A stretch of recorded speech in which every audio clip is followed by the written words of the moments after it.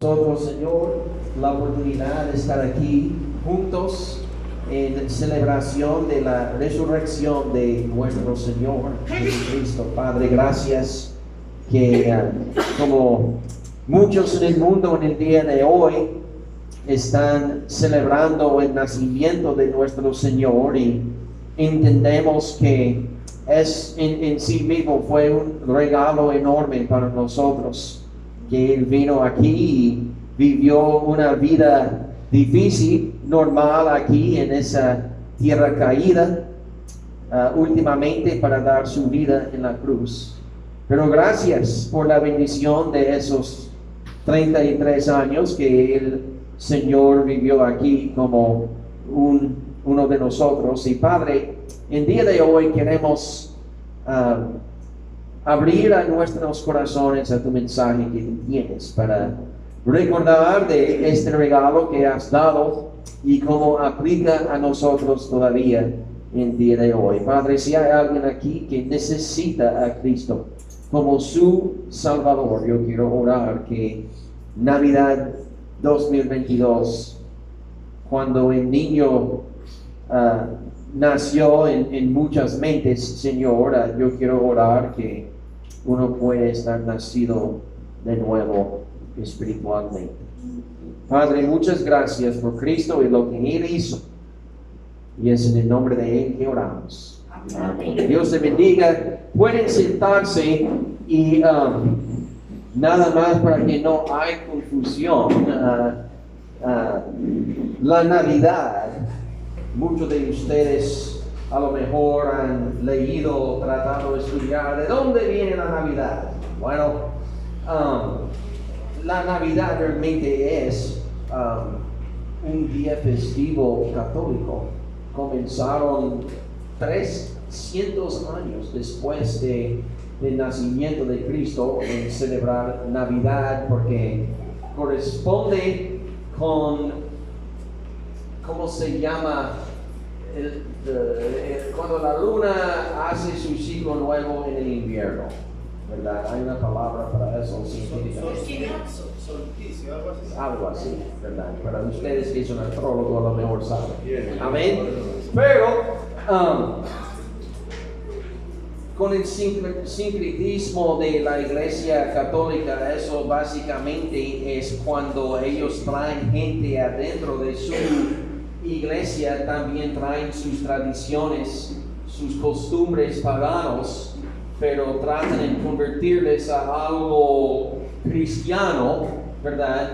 Y la Navidad es un ejemplo de eso, porque los paganos alabaron a la luna y todo. Entonces la Iglesia Católica decidió, bueno, ¿cómo podemos aplicar a ese día festivo pagano a la cristiandad, verdad? Bueno, vamos a celebrar el nacimiento de Cristo en este día. Eso es lo que dijeron para aplicarlo. Entonces realmente Jesús no nació el 25 de diciembre, ¿verdad? El 25 de diciembre es el día del solsticio de invierno, ¿verdad? Lo que el hermano estaba explicando, ¿verdad? Pero la Biblia realmente no dice cuándo fue, cronológicamente hablando. Sabemos históricamente que pasó durante de la época del reino, César Augusto, también tiene el nombre Octavio, ¿verdad? Fue emperador romano, según la historia romana, cuando él hizo el censo para obligar a todos en el imperio ir y registrarse al lugar de su nacimiento. Y hay un récord histórico extra bíblica de eso que pasó según nuestro calendario, que es el calendario romano. Eso pasó en el año 4 antes de Cristo, ¿verdad? Entonces el calendario realmente dice que Jesús nació en el día en el año 4 antes de cuando los católicos dicen, ¿verdad?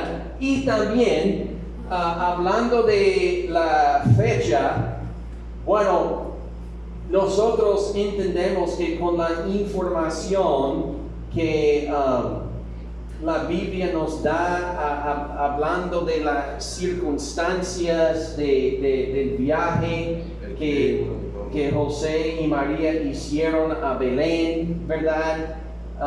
También con el entendimiento de los mismos reyes que hicieron el viaje, ¿verdad? Ahí bueno, desde el oriente para ir ahí a Judea, porque ellos leyeron las estrellas, ¿verdad? Sí. Entendemos que es muy probable que este evento del nacimiento de Jesús ocurrió en el verano, ¿verdad? No sabemos exactamente cuándo, pero históricamente entendemos que Herodes hizo un edicto. ¿Usted recuerda lo que la Biblia dijo? Sí. A matar a todos los bebés o los niños de 2 años y abajo en Belén, ¿verdad? Y hay un récord histórico que dice que este mandato fue dado en el mes de septiembre, ¿verdad? Entonces es muy probable que él hizo eso muy rápido después del nacimiento de Jesús, ¿verdad?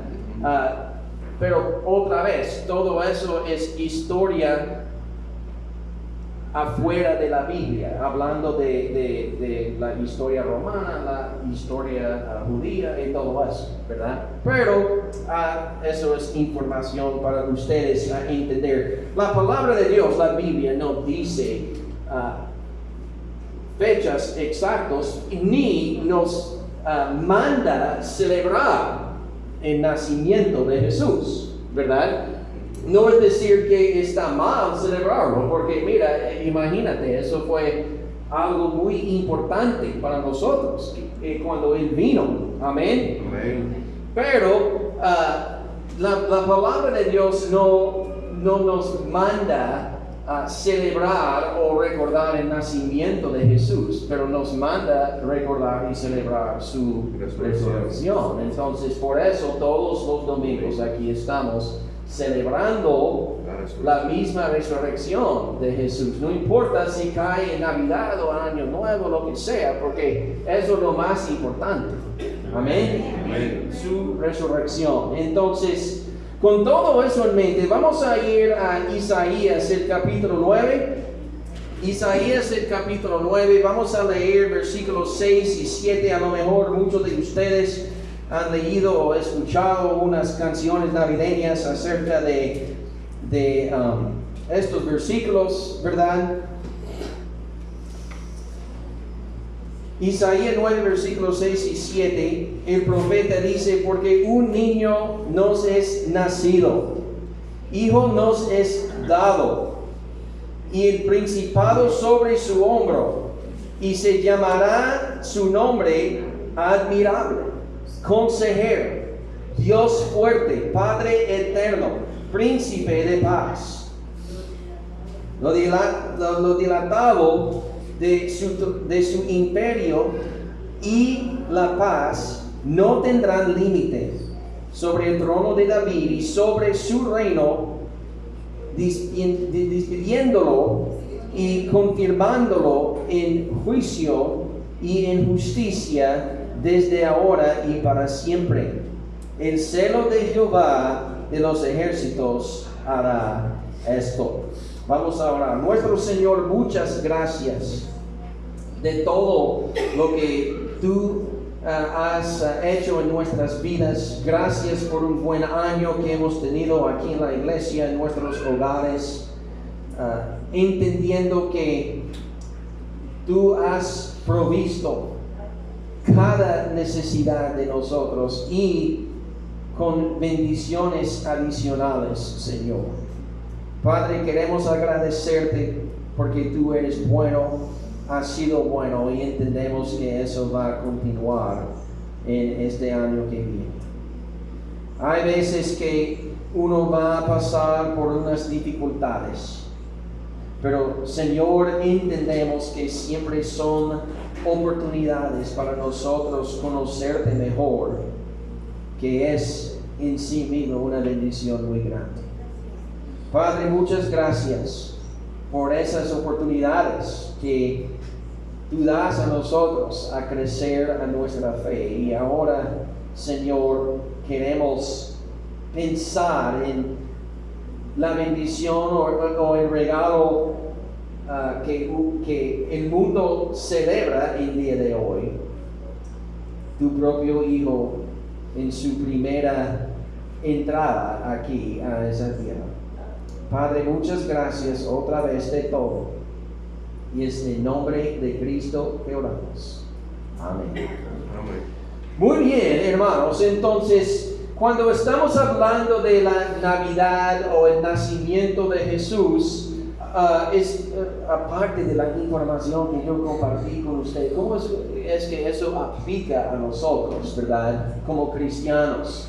Bueno, obviamente nuestro Salvador vino para la primera vez en Belén, nacido en un estable, ¿verdad? Establo, perdón. Y abajo de unas circunstancias difíciles, políticamente, humanamente hablando, para su pueblo Israel, viviendo abajo de la mano fuerte del imperio romano, ¿verdad? Un pueblo maltratado ahí en la época de Jesús.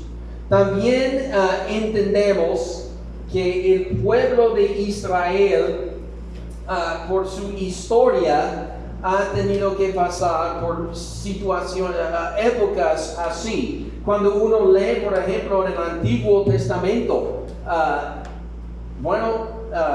el pueblo judío tuvo que sufrir mucha consecuencia de, vamos a decirlo, infidelidad contra el Señor, ¿verdad? Y con esa infidelidad llegó consecuencias. Si estamos hablando de tener que vivir abajo en el tiempo, por ejemplo, de los jueces, ¿verdad? Cuando constantemente tuvieron que vivir abajo de opresiones diferentes. El Señor dijo a ellos, cuando ustedes me dejan, van a sufrir, ¿verdad? Más adelante, después de David, ¿verdad? Y Salomón, encontramos lo mismo, un reino dividido. Tenemos el reino del norte, que eventualmente fue borrado del mapa del mundo, ¿verdad? Cuando los asirios vinieron y básicamente, borraron a esos 10 tribus casi de existir, ¿verdad? El reino del sur, el reino de Judá, ¿verdad? Bueno, Isaías, profetizando a ellos principalmente, está diciendo, mira, hay que arrepentirte, hay que alabar a Jehová y nada más, hay que servirle, porque si no, si van buscando ídolos, no va a salir bien. Los babilónicos van a venir, ellos van a conquistar y van a vivir abajo de la opresión de ellos. Y eventualmente eso es lo que va a pasar. Amén. Ahora, en el día de Isaías, Israel básicamente estaba viviendo la misma situación que Ucrania está teniendo que vivir el día de hoy, ¿verdad? Todavía tiene su gobierno, su presidente, algunos de sus territorios, pero parte de su territorio ha sido conquistado y están luchando para su propia libertad, ¿verdad? Tratando en sobrevivir como un pueblo. Y el problema con Israel es Dios no está luchando para ellos porque ellos están buscando dioses ajenos, ¿verdad? Entonces están viviendo abajo de una opresión. Pero hay algunos ahí bueno, vamos a decir que son fieles todavía a Jehová, pero estamos hablando de una minoridad, ¿verdad? Y Isaías es uno, obviamente, ¿verdad?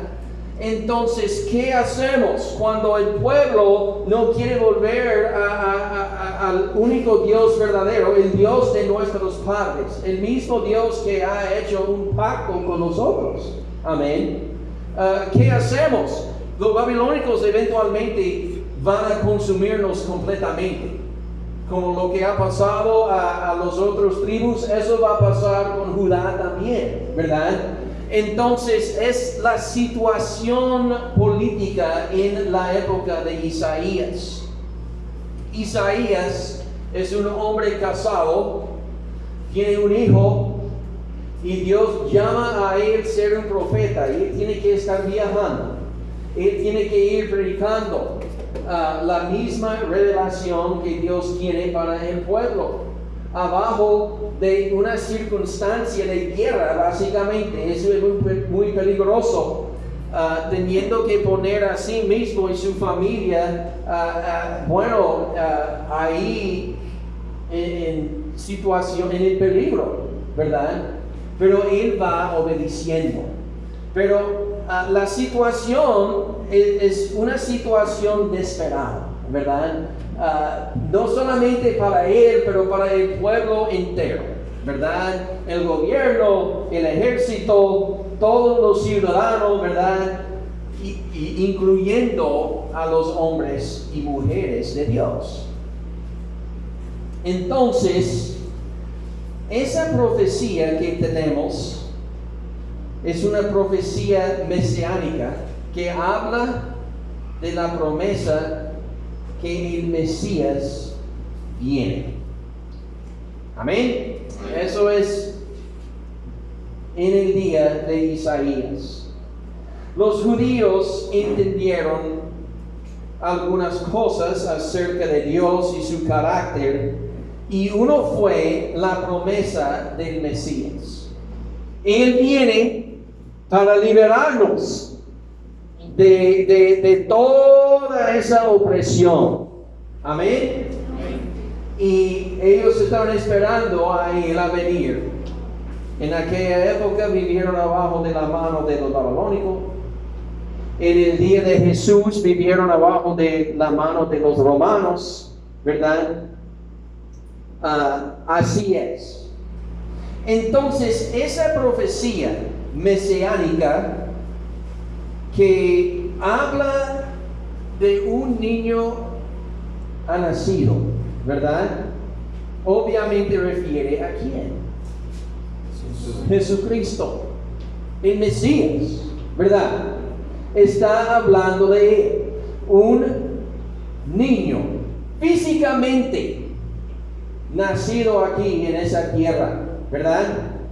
Pero es importante ver lo que dice después, ¿verdad? Dice que él gobernará. ¿Él va a gobernar qué? Él va a gobernar Israel en la época de Isaías. Eso es lo que estaban esperando, que él viene ahora para liberar de esa situación difícil, ¿verdad? Pero entendemos que en los días de Isaías el Mesías no fue nacido, ¿verdad? O en los días de Jeremías, que vino después del último juicio, ¿verdad? De Israel en el Antiguo Testamento, cuando Nabucodonosor vino y destruyó el templo y mató a todos menos un porcentaje, un remanente, ¿verdad? El Mesías vino cuando él vino comenzando con el Nuevo Testamento, cuando el pueblo de Israel vivió abajo de la mano del Imperio Romano, ¿verdad? Él vino la primera vez en ese mismo estado, ¿verdad? Durante de los días de Octavio, el César romano, por consecuencia de un censo, tuvo que ir a Belén, ¿verdad? Y fue nacido así como fue profetizado por el profeta Miqueas, ¿verdad? Y él vivió la vida humana como un judío, como fue profetizado por Isaías, ¿verdad? En aquella época. Amén. El texto que estamos leyendo en Isaías no habla de la primera venida de Cristo, cuando Él nació. Ahora dice que va a estar nacido, pero esa profecía realmente refiere no a su primera venida en su totalidad, pero habla de su segunda venida también. Él vino físicamente y fue nacido. Amén.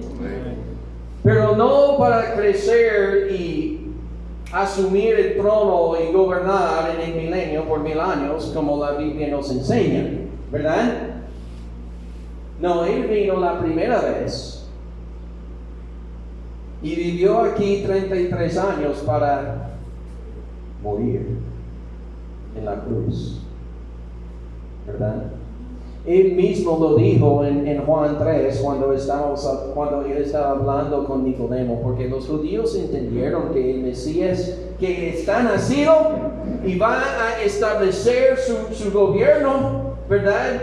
Y va a cumplir todo eso que está profetizado ahora. Pero Jesús dijo a Nicodemo en Juan 3 que no, realmente sí, nací aquí, pero yo vine para morir, para el pecado de todos, ¿verdad? Y eso es exactamente lo que Él hizo, porque yo no sé si ustedes entienden, pero conquistar el pecado es mucho más importante que conquistar el Imperio Romano. Amén. Amén. Mira, sería bueno conquistar el Imperio Romano en aquel día, pero yo entiendo que el pecado es el enemigo más fuerte, ¿verdad? Y principalmente es más un problema entre nosotros y Dios que el César, ¿verdad? Entonces Jesús murió en la cruz, conquistando la muerte y el pecado para nosotros en su primera venida. Cuando Isaías habla de un niño es nacido, los judíos entendieron que Él se nace, va a crecer y como un niño a lo mejor, como algún rey de ellos, como Josías, va a establecer su reinado sobre el trono de David y va a conquistar el enemigo y van a vivir en paz. Todo eso fue profetizado y va a pasar. Amén. Pero tenemos que entender que el plan de Dios cronológicamente hablando no necesariamente es lo que uno prefiere, porque lo que es espiritual es más importante. Él vino la primera vez y hizo lo que hizo, como los evangelios explican. Después de su muerte resucitó y fue al cielo para estar con su Padre, preparándonos un lugar, pero con la promesa, Él mismo prometiendo que volverá. Entonces es muy obvio con esa interpretación que el resto del texto refiere a su segunda venida. Amén. Porque Él viene de nuevo. Y Él va a cumplir lo que hay que cumplir. Él va a establecer su reinado aquí, ¿verdad? Y eso es lo que va a pasar cuando Él viene. Y podemos verlo en el libro de Apocalipsis, con los otros profetas. Él va a establecer un reino por 1000 años aquí en esa misma tierra, ¿verdad? La iglesia gobernará junto con Él, ¿verdad? Israel va a ser el pueblo más importante y poderoso en esa época, como fue prometido en el Antiguo Testamento. Él va a cumplir todos sus pactos que Él hizo con ellos. Entonces realmente cuando estamos leyendo y predicando acerca de Isaías 9, este texto realmente sí aplica a nosotros, pero fue dado ¿a quién? Fue dado a Israel. La promesa es para ellos. El Mesías viene y va a establecer a su reino. Amén. Entonces sí habla del nacimiento y eso toca el tema de Navidad y por eso es muy popular en muchos himnos navideños, ¿verdad? Pero realmente este texto no tiene mucho que ver con eso. Fue escrito para Israel en el contexto de la segunda venida y el reino que Él va a establecer en el futuro. Amén. Entonces, si podemos imaginar en el contexto de todos los eventos de la escatología, estamos pensando en el futuro. Juan tiene su visión, como estamos hablando los martes, ¿verdad? Hay eventos en el cielo, tenemos la gran tribulación, tenemos el anticristo aquí en la tierra y está arruinando a esa tierra. Y Dios dice que ya hay que juzgar a él, hay que juzgar su falso profeta también. Es tiempo de juzgar el pecado aquí en la tierra y hacer una limpieza para que mi hijo pueda volver y establecer este reino que yo he prometido. Amén. Amén. Eso viene en el futuro. No sabemos cuándo, pero va a pasar en el futuro, ¿verdad? Entonces Isaías está diciendo a Israel, cuando este día viene, eso es lo que va a pasar. Eso es la promesa que Dios Padre ha hecho con ustedes. El Mesías viene. Amén. Y mira, van a llamarle consejero maravilloso. Consejero maravilloso. Cuando yo estoy pensando en un consejero, ¿verdad? Si uno entiende realmente lo que es un consejero, eso es cuando tú no sabes lo que hacer. Amén. Tú estás inseguro. Tú realmente no sabes lo que hacer o lo que no que hacer o lo que sea. Entonces vas a depender en el consejo de otro que tú confías que sabe lo que hacer. Amén. Muchas veces, por ejemplo, en términos legales, los abogados se refieren como ¿qué? Consejeros. Porque yo, sin conocer bien o saber la ley, yo no sé lo que hacer. Si tengo que hablar ahora o más tarde. El proceso legal, yo no sé nada. Yo estoy confiando y mira, en el fin, yo voy a pagar el precio si está hecho malo, ¿verdad? Pero yo no sé cómo avanzarme en el proceso, ¿verdad?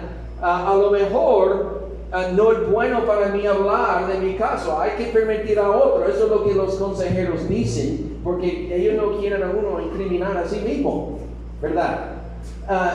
Entonces uno está confiando en el consejero y lo que él entiende para tomar sus decisiones, ¿verdad? Israel, el patrón de su vida como un pueblo ha sido ¿qué? Nosotros vamos a hacer lo que nosotros queremos hacer. Nosotros vamos a hacer lo que siente bien. Nosotros vamos a hacer lo que nosotros entendemos que es mejor para nosotros. Nosotros vamos a hacer lo que otros pueblos hacen porque entendemos que queremos ser como ellos. Y vamos a olvidar lo que Dios tiene que decir. Eso es el patrón que Israel tiene en toda su historia, ¿verdad? Desafortunadamente. Pero ¿qué es lo que Isaías dice? No, en aquel día cuando el Mesías llega y cuando Él gobernará como un pueblo, ustedes que no confían en el mismo Dios verdadero el día de hoy, va a llamarle consejero maravilloso. En otras palabras, van a creer lo que dice, van a obedecerle y van a alabarle porque es un buen consejero. Amén. Es, como decimos en inglés, un 360 de donde están ahora o donde han estado. Mira, Isaías, él mismo dice más tarde en términos generales, cada lengua va a confesarse que Él es el Señor. Cada persona va a arrodillarse y proclamar que Él es quien Él dice quién es. Cada persona, no importa lo que tú crees el día de hoy, o lo que tú opinas, o lo que tú haces, o lo que vas a hacer, en el fin, cada persona que ha existido va a rendir cuenta y va a admitir que Él es el Señor y va a darle la reverencia que Él merece. Amén. Tú vas a arrodillarte delante de Él y confesar, Él es el Señor. Amén. Antes que pagar el precio de tu pecado. Amén. Eso es lo que Isaías dice, ¿verdad? Todos van a entender, incluyendo a Israel, hasta el punto que ellos van a llamarle consejero maravilloso. Mira, entendemos en la gran tribulación, ellos rechazaron a Cristo la primera vez como el Mesías, y todavía el día de hoy rechazan a Él, ¿verdad? Pero van a aceptar el anticristo como el Mesías. Ellos van a creer que Él es el Mesías. Y ellos van a alabarle. Y ellos van a decir que Él es el regalo de Dios para el pueblo de Israel. ¿Y saben lo que va a pasar después de 3 años y medio según Daniel? Si ellos creen que Hitler fue malo, Él va a ser peor, ¿verdad? Sí. La pobre gente en esos días tuvieron que estar pensando que Él fue el anticristo, porque mira, Él cumple todo casi, ¿verdad? Casi cumple todo. Pero mira, ellos van a proclamar, y el mismo anticristo va a sentarse sobre el trono en Jerusalén, en la casa de David, diciendo que Él es el Mesías. Y ellos van a aceptarlo y van a alabarlo. Y van a ser, Daniel dice en el capítulo 9, la abominación de abominaciones. No quisieron aceptar el que fue tan humilde, que murió en la cruz y dio su vida. Pero van a aceptar a ese fraude. Y Él va a arruinar ese mundo en poquito tiempo. Él va a tomar decisiones muy similares de lo que muchos políticos toman el día de hoy. La economía va a caer, la gente no va a tener comida, todo va a ser muy caro, la gente que tiene dinero no va a poder comprar nada. Y después Dios va a decir, mira, ese hombre es un fraude, está mal y tengo que hacer algo. Entonces los sellos abiertos, como estamos hablando, ¿verdad? Eso es lo que va a pasar antes de la segunda venida del Mesías. Israel va a entender que sí cometieron un error y finalmente van a aceptar que Él, ¿quién es el gran yo soy? Es el consejero maravilloso, el Dios poderoso, el Dios poderoso.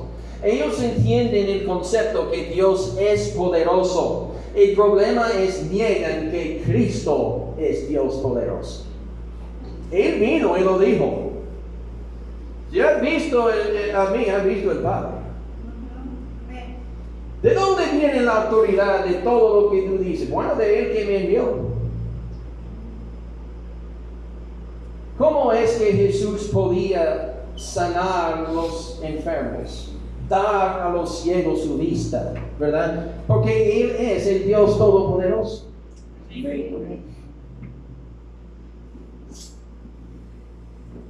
Hasta el punto que Él nada más hizo eso a judíos, hablando de milagro, para que ellos puedan entender, yo soy el Mesías prometido.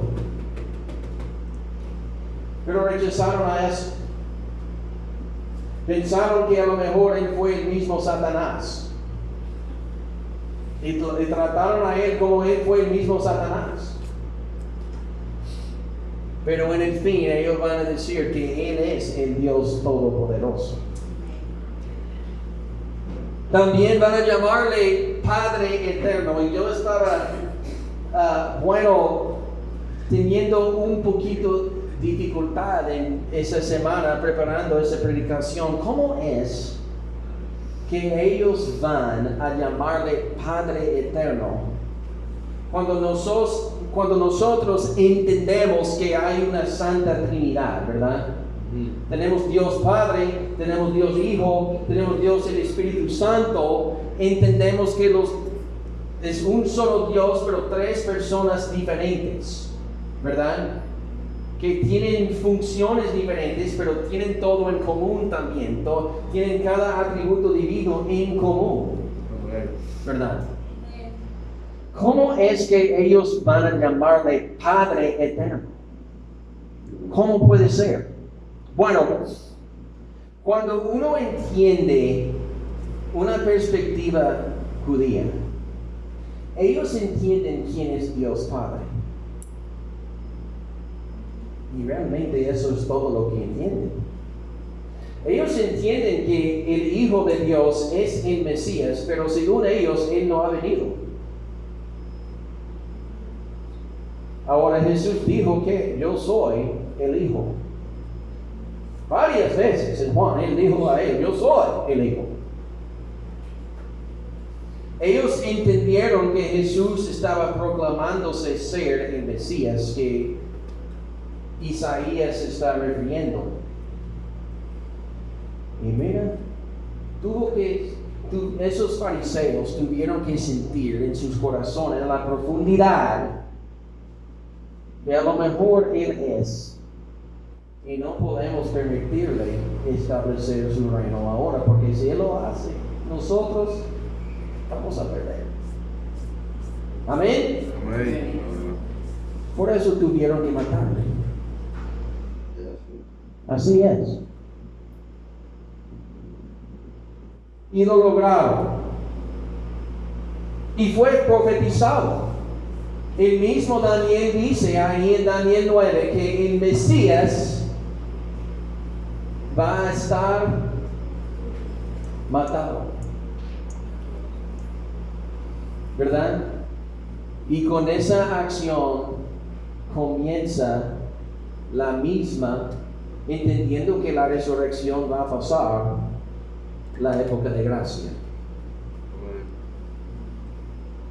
Pero mira, Padre Eterno, ellos van a admitir lo que la Biblia nos enseña acerca de la Gran Trinidad también. Van a llamarle Padre Eterno, entonces van a entender que sí, el mismo Señor Jesucristo es uno con su Padre. Él es el mismo. Amén. Amén. Él es para toda la eternidad. El que van a rechazar para toda la eternidad van a entender que Él es quien Él es. Cuando Pablo habla del gran tropiezo que Israel tiene, pico de pirámide, ¿verdad? Eso es Jesús. Piedra moral, sí, eso es el problema que tiene. Ellos no pueden aceptar que Él es el Mesías. Sí, fue un hombre bueno. Sí, fue un profeta. Sí, fue algo así. Cumple todo para lo que el Antiguo Testamento dice que el Mesías tuvo que cumplir en su nacimiento, pero no es. Siempre ha sido el problema, pero el día viene que no va a ser un problema. Finalmente, amén. Príncipe de paz.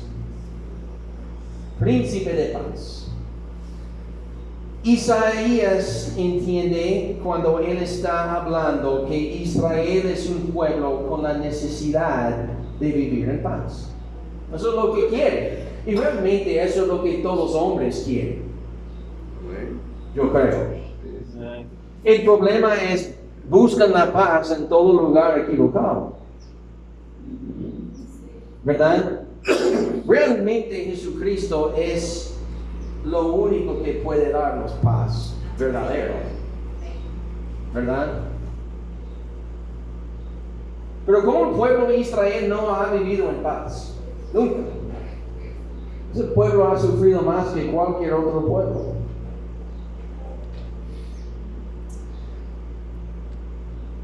Buscan la paz. Creen que pueden adquirir la paz con reyes. Antes ellos no vivieron en paz. Dios dijo en Jueces que es porque ustedes están desobedeciendo y alabando a dioses ajenos y por eso no vienen en paz. Entonces ellos dijeron a Dios, mira, yo creo que finalmente podemos vivir en paz si tenemos nuestro propio rey. Y Dios dijo que no, eso no va a funcionar. Ustedes no van a vivir en paz nada más porque tienen su propio rey. Pero si eso es lo que ustedes quieren, si eso es lo que ustedes entienden, aquí está uno. Saúl no salió bien. ¿Verdad? Ellos no vivieron en paz. Ahora tuvieron un rey bueno después, David, pero todavía no vivieron en paz porque estaban en guerra. ¿Verdad? Todos sus reyes. Finalmente, si hubo una época de paz, fue en el reino de Salomón, pero él arruinó todo. Él arruinó todo. ¿Verdad? Después de eso tenemos más opresión, más opresión, más opresión, más opresión. Un pueblo siempre buscando paz en maneras diferentes, en el dinero o en tener su tierra para ellos mismos. Ellos quieren su tierra finalmente y todavía no está viviendo en paz porque todos sus enemigos quieren eliminarlo en el día de hoy. ¿Verdad? Buscando paz. Y sabe lo que va a pasar cuando comienza la gran tribulación. 7 años. Daniel dice que el mismo anticristo va a hacer y garantizar y firmar un pacto de paz con ellos. Y ellos van a decir que eso es lo que finalmente hemos buscado. Ahora lo tenemos. Gloria a Dios en las alturas. El Mesías ha llegado. Y por 3 años y medio va a ser bien, según Daniel. Pero después de eso, peor que Hitler. Y saben que es cuando este pacto de paz está firmado, realmente en el futuro es cuando esos 7 años de tribulación van a comenzar. Van a pensar y confiar en el anticristo a darle paz y va a tener, mucho tiempo difícil.